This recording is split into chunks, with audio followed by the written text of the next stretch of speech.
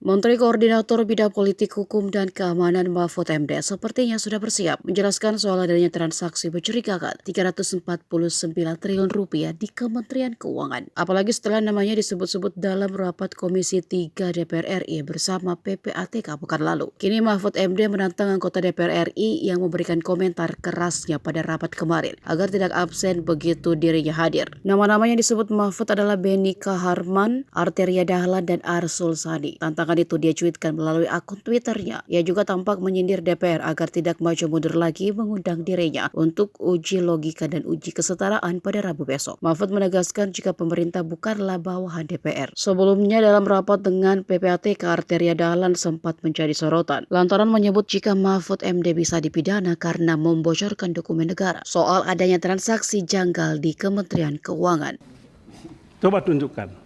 Ya, Sebab kalau tidak, Bapak Ibu yang saya banggakan dan saya hormati, Saudara Menko Polhukam dan Anda juga sebetulnya punya niat politik yang tidak sehat.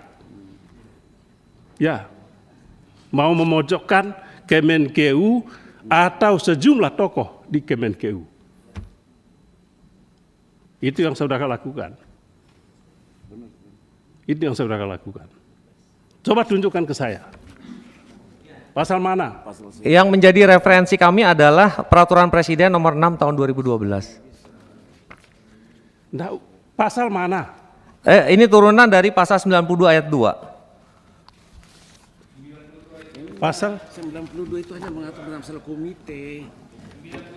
Saya minta izin Direktur Hukum saya menjawab, berkenan Bapak. coba. Direktur Hukum. Boleh tanya 7 pasal dulu. Ya. Itu pasal 90 enggak ada.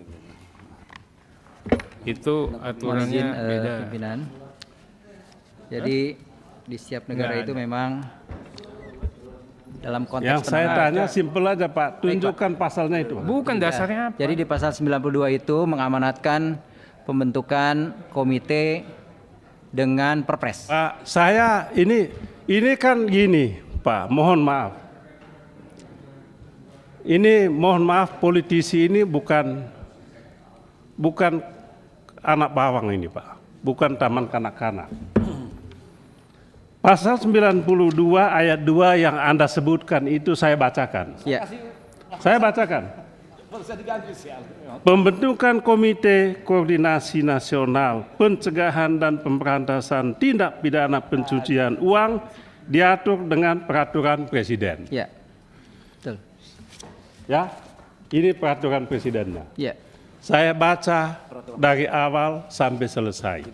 Tidak ada satu pasal pun ataupun penjelasannya yang dengan tegas menyebutkan Kepala PPATK, Kepala Komite, apalagi Menko Polhukam boleh membuka data-data seperti itu kepada publik sesuka-sukanya selain punya motivasi politik.